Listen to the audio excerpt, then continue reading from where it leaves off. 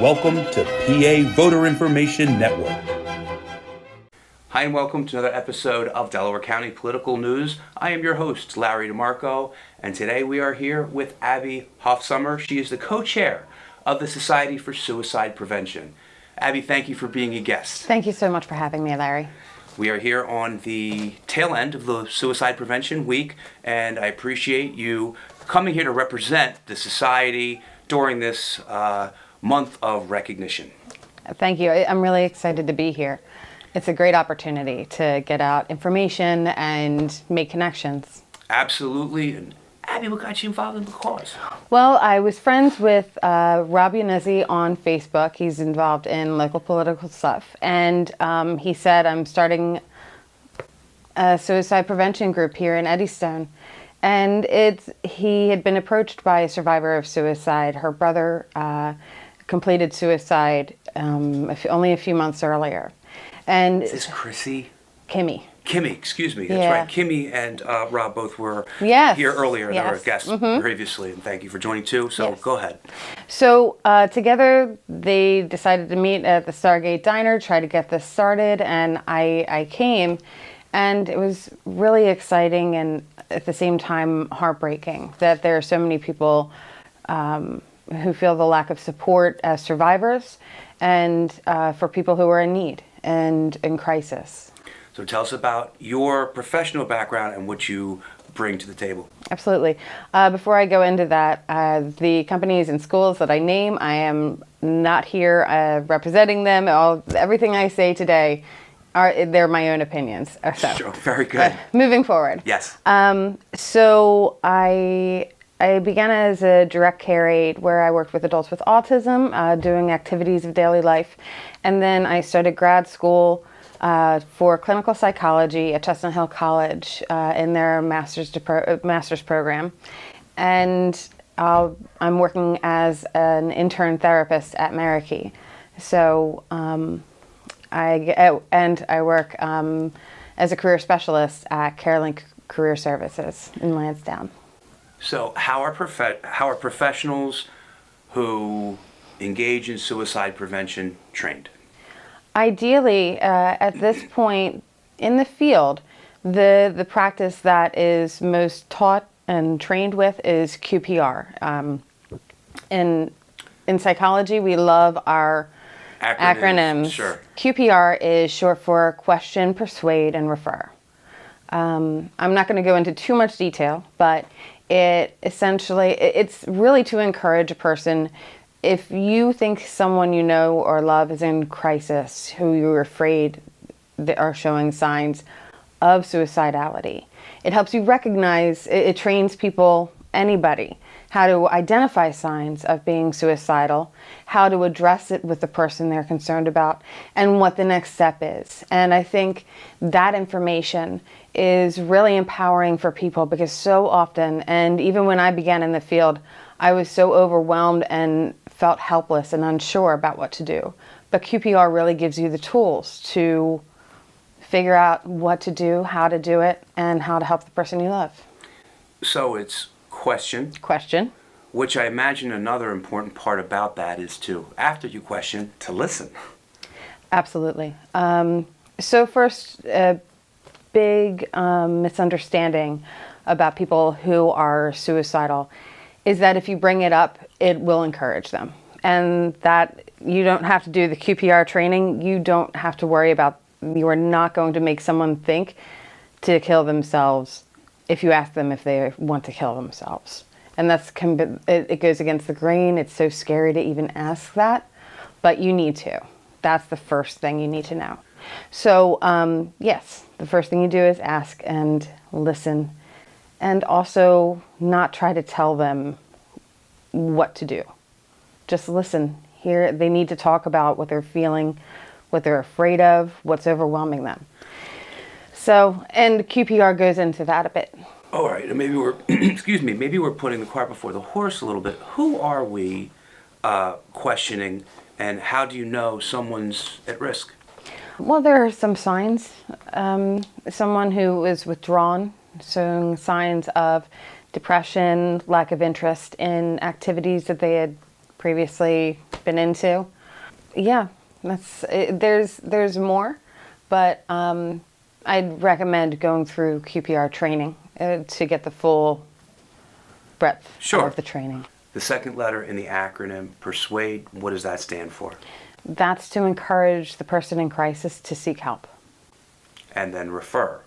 REFER is the resources that you need to give the person in crisis who you're referring them to, whether it's their therapist, whether it's the police, whether it's in Delaware County, the mobile crisis unit. Any of those ones are and help them make that call, get that help. That acronym reminds me of CPR. Is that done deliberately, or is that a... Oh, it's very deliberate, I'm sure. Yeah, so there's some very important parallels between CPR and QPR. The idea with CPR is that you're able to identify when someone is having a health crisis, some basic steps to do to keep them safe in the moment and to keep them living in the moment, and long enough to get professional help, EMTs, first responders, to take them from there. And it's the same thing with QPR. You are identifying someone in a mental health crisis. You're helping keep them safe and ready to take the step to get help until the professionals come along. Now, I understand early recognition is important. Go into that a little bit. As with physical health, identifying mental health issues, including being suicidal, the earlier you recognize it, the more effective treatment can be, or may be. So if you're able to say, your daughter is exhibiting signs that are very unlike her,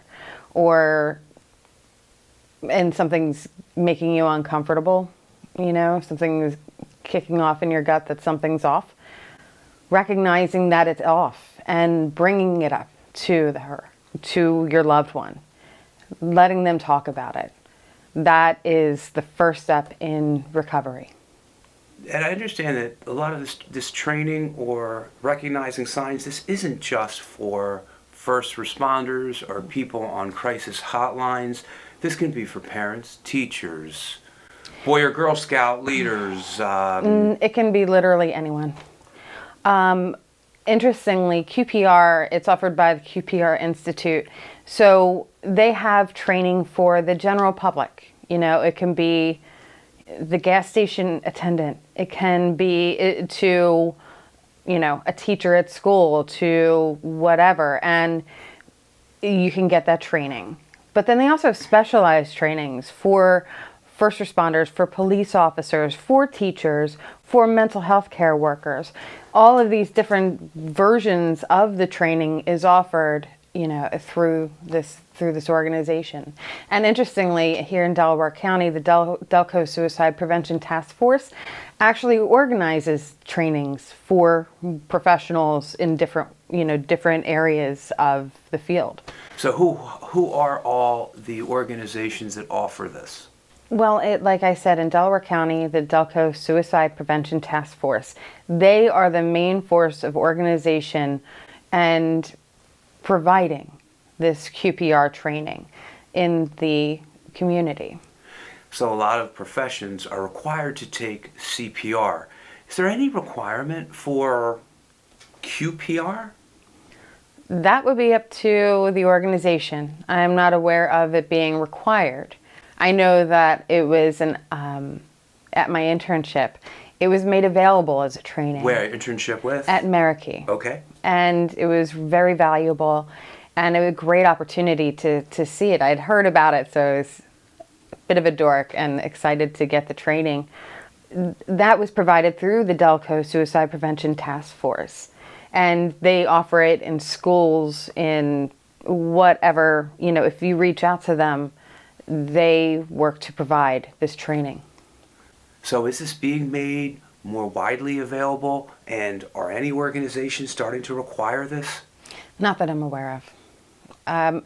It's very popular in the behavioral health field for a number of reasons. It's very straightforward, and it's accessible to any person in the general population. It's cheap to provide, and it doesn't take long. So for people who are watching and want to know a little bit more about it, if they Google it or if they go to, tell us some resources or services. Sure. Of course, you can definitely Google it, but you can go straight to the source and go to qprinstitute.com. And that has information about all the different modules, whether you want the general public training, they have pricing and how long it takes, or, for police officers, for EMTs, teachers, etc. And if you want it locally here in Delaware County, I would recommend reaching out to the Delco Suicide Prevention Task Force. And their website is delcosuicideprevention.org. What are your thoughts about whether or who should be required to have this? To put you on the spot a little bit. I am a firm believer in understanding as much about mental health as possible, not just for yourself, but for everyone in your life. So I would say legit just about anybody. If you want to be able to identify someone who's in crisis and be able to help them instead of following that instinct of running away because it's scary and overwhelming, you can get the tools to do what you can to help them. So during this time of National Suicide Recognition, for anyone with any dark thoughts, do you have any advice? You're not alone. And it's okay to ask for help. You get help when you break a leg. Why not get help for your head? We'll leave it there, and I want to thank you for being a guest on Delaware County Political News. Thank you. We are here with Abby Hoffsommer, and I am your host, Larry DeMarco. If you know someone who would be interested in the topic, please forward this link to anyone on your contact list or social media friends. Signing off. Tune in next time. Bye for now.